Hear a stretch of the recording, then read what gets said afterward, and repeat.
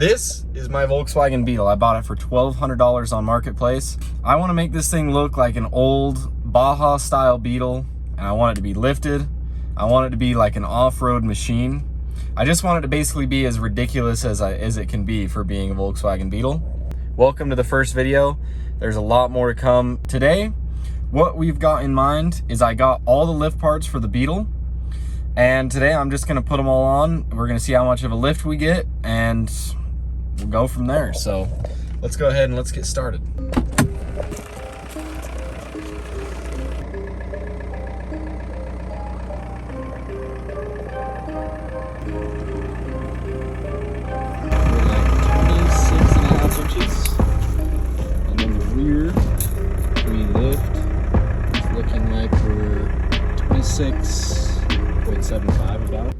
All right, now it's time to go ahead and get this thing jacked up. So here we go. Today I'm going to show you how to properly jack off your vehicle. All right, we've got my suit on, my absolute mess of a toolbox, and we got the car jacked up, so we're ready to start. And before we start, I almost forgot to show you guys the parts that we're going to be using to lift it today. We've got these shocks here, which are off of an, I believe, 97 F-150. I'll go ahead and I'll put it on screen or in the description, like the part numbers and everything and what they came off of. So we got these off an F-150. We've got these that are off of a newer Jeep. Then we got those that I believe are off an older Jeep. 12 seconds later. We got a little lock nut there, so that's nice. I'm really hoping that the tool is in the car somewhere. I'm gonna go ahead and check real quick. Will you look at that? Thank heavens. The tool was in here. We're using the forbidden color on this impact. Don't blame me.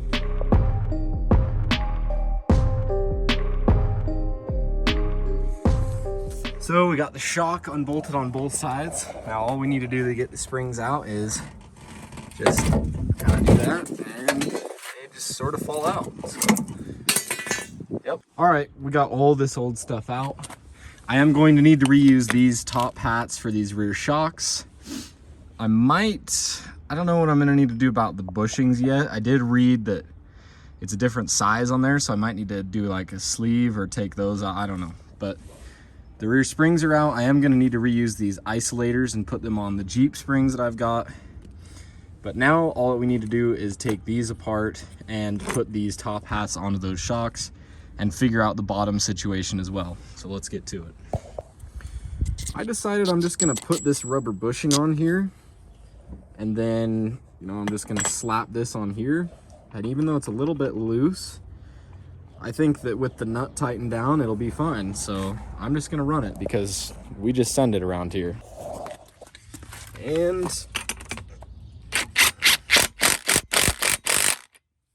so now it's time to put this shock in here and try to jam one of those springs in there. We'll see how that goes. All right, we got this shock in here, not bolted in yet, but I'm already realizing this issue here. As you can see, it hits the spring perch thing before it'll line up with the hole. So that's something we're gonna have to fix. I'm just gonna take an angle grinder and cut out a notch there, and it should be fine. So let's get to that.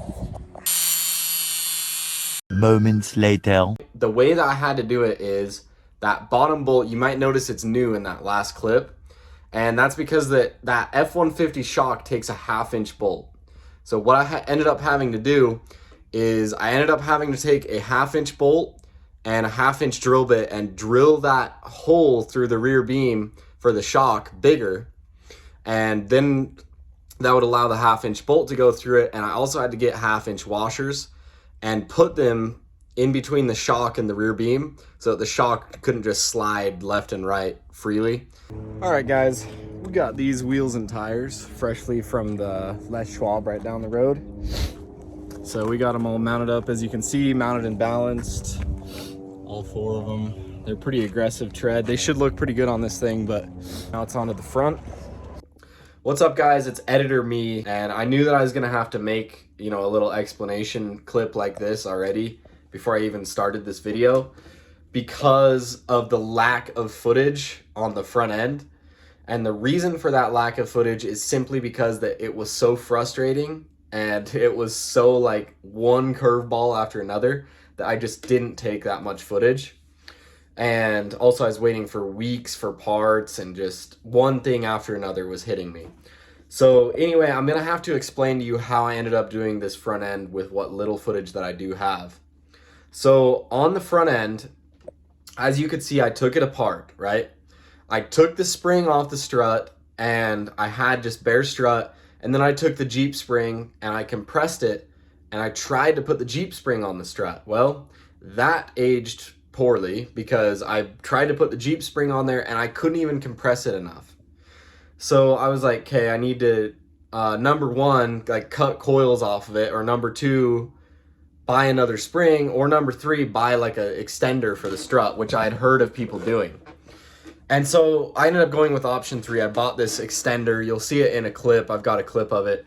It's actually intended to be a tie rod end extender for like a Honda.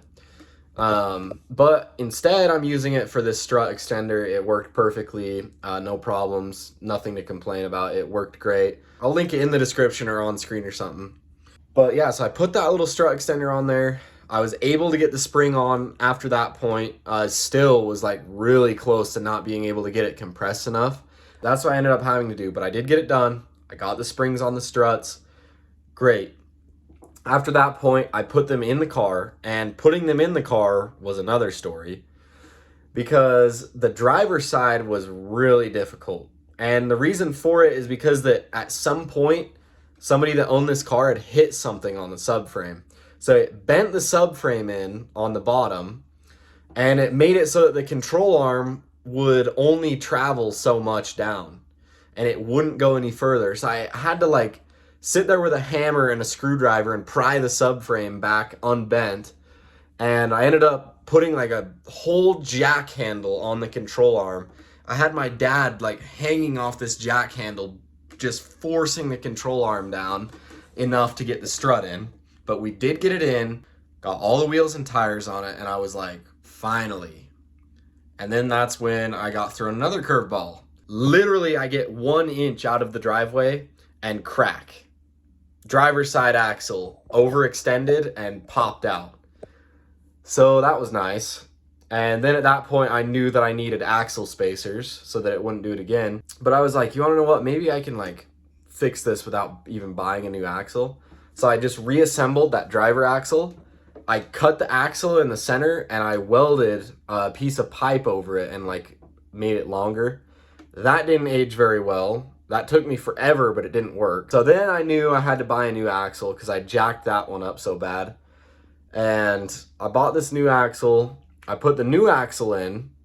And this time I was going to, my whole genius plan was to use the backside of the other axle and use it as a spacer for the new one. So that's what I did, is I used the backside of the other axle and used it as a spacer and ordered special bolts and everything.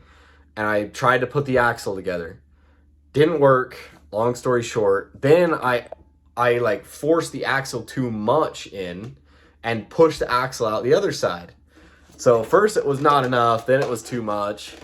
Anyway, then I knew I had to make some kind of another spacer or buy spacers. I looked at spacers, they were $200 for a set. I was like, I'm not paying $200. So my final solution is I ended up going to Walmart and I bought a plastic cutting board.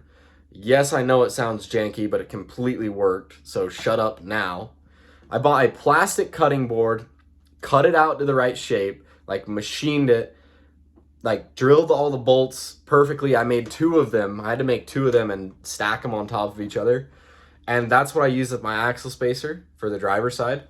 Worked perfectly. The axle makes noise, but that's because that I underextended it and jacked it up by putting it back together. But it does drive at least, so I'm happy with that. I'm gonna have to order another axle, but I've got that solved. Maybe I'll buy aluminum axle spacers, but I really am not wanting to spend $200, so I'm not sure yet.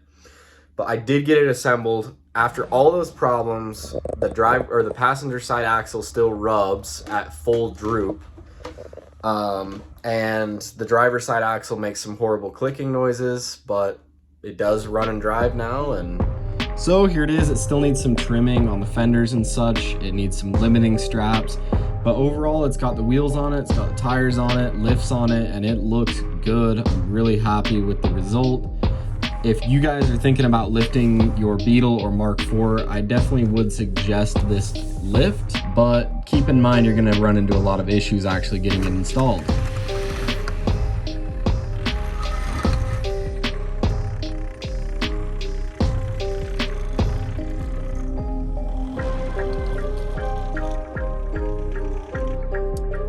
We're at like 33 and a half. But anyway, thanks for watching, and we will see you guys on the next video in this series because we've still got a lot of stuff that needs to be done with this Beetle, so stay tuned.